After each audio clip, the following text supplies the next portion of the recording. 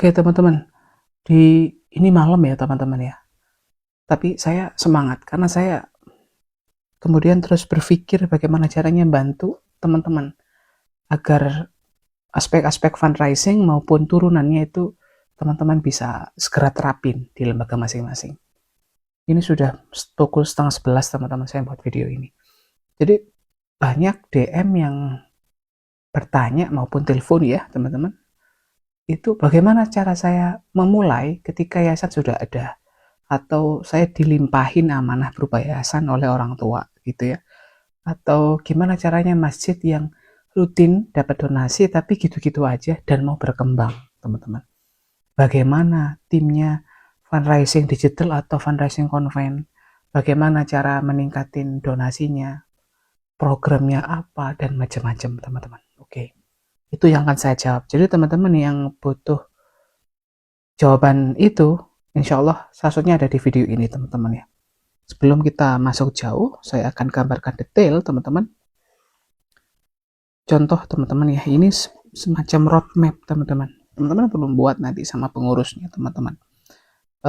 Apakah misalkan ini dibuat 6 bulan teman-teman ya, per 6 bulan, tapi ini sangat singkat, gak apa-apa. Untuk jangka pendek gak apa-apa teman-teman. Atau tahunan gitu ya, misalkan 3-5 tahun teman-teman. Anggaplah fase titik pertama ini itu fase awal teman-teman ya. Ini awal, ini tumbuh ya, ini berkembang. Nanti ada lagi teman-teman, kita tingkatin lagi dan seterusnya. Oke, tapi kita fokus dulu teman-teman. Yang ditanyakan yang di sini ya, fase kita untuk mulai nanam nih gimana. Oke. Teman-teman, mari kita berpikir secara lebih komprehensif.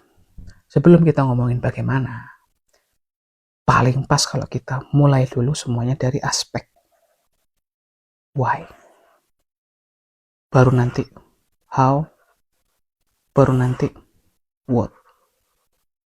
Oke, teman-teman.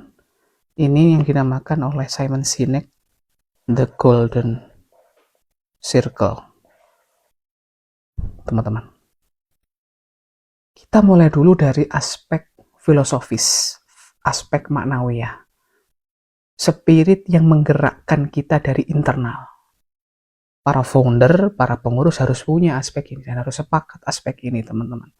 Karena kalau nggak punya, teman-teman hanya akan bergerak, itu rutinitas aja teman-teman, nggak ada ruhnya, nggak ngerti mau ke arah mana.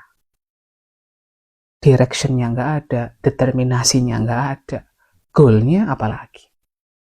Teman-teman, jujur kalau cuman yayasan kami, misalkan teman-teman ketemu donatur nih, pitching sama donatur, Pak, yayasan kami sudah membantu sekitar 100.000 yatim piatu, puluhan sekian ribu yatim piatu, sembako sekian di titik sekian-sekian.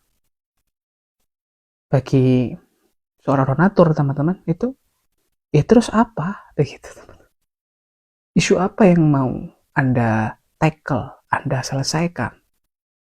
Mengapa Anda melakukan itu? Nggak kejawab teman-teman. Karena aspek why-nya nggak ada, fondasinya nggak ada. Ini bukan tentang melaksanakan rukun iman, rukun Islam. Bukan tentang, akhirnya bahasanya ya, mengamalkan surat Al-Ma'un kalau yatim piatu. Bukan teman-teman. Tapi ini aspek filosofis. Contoh teman-teman, ada masjid affiliate ya teman-teman, atau masjid sejuta pemuda, ada masjid-masjid yang keren-keren sekarang tuh, gaya anak muda, ada kafenya, ada bahkan ada program training marketernya, marketing online sampai affiliate dan macam-macam. Dilihat dari sekilas teman-teman, mengapa masjid itu ada? Kalau kita lihat di sosial media, saya berargumen bahwa masjid itu ada karena mereka terpanggil untuk mengurusi anak-anak muda yang selain gak deket sama masjid, juga gak punya skill. Dan selama masjid sejuta pemuda affiliate itu ada, maka mereka misinya adalah memberantas hal-hal itu.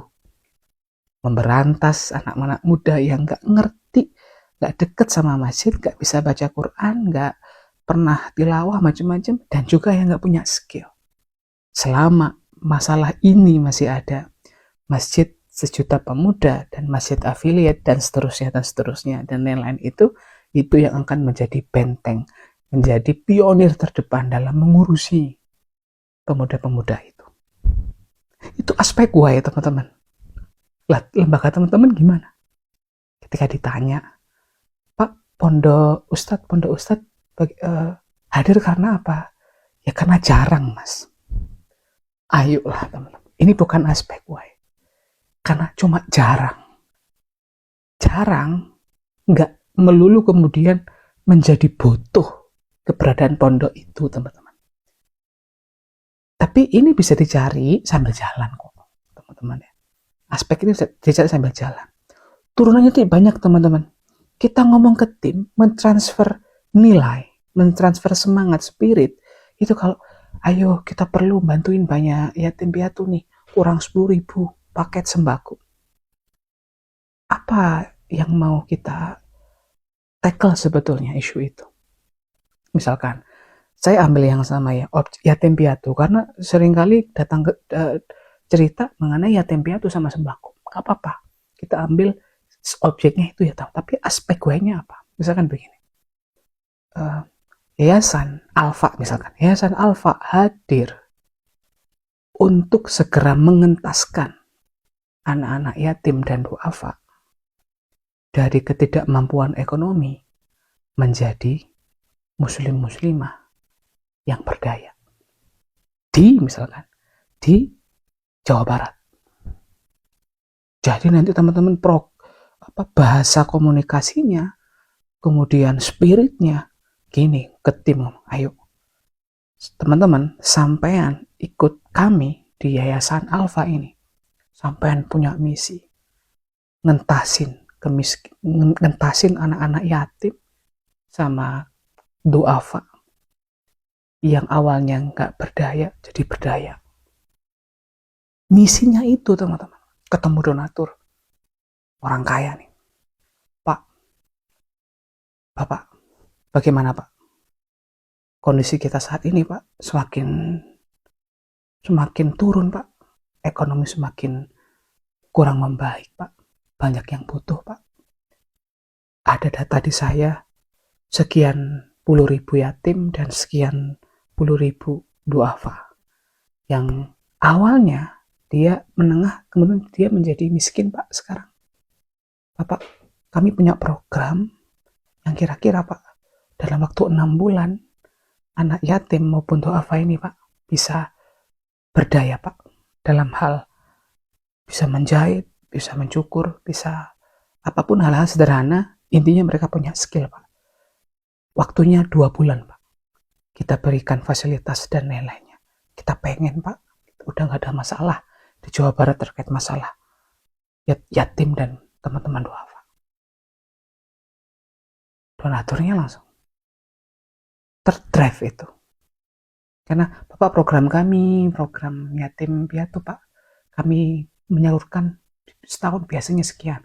Bahkan kami nyalurin ke pelosok-pelosok, Pak. Terus misinya apa? Determinasinya apa? Nggak ada, teman-teman. Nah, jadi teman-teman, sebelum kita ngomongin how ya, kita ngomongin why. Sekarang PR nih, teman-teman. Why teman-teman, why lembaga teman-teman apa? Baik kelas yang masih akan terbentuk maupun las kota yang sudah mulai terbentuk.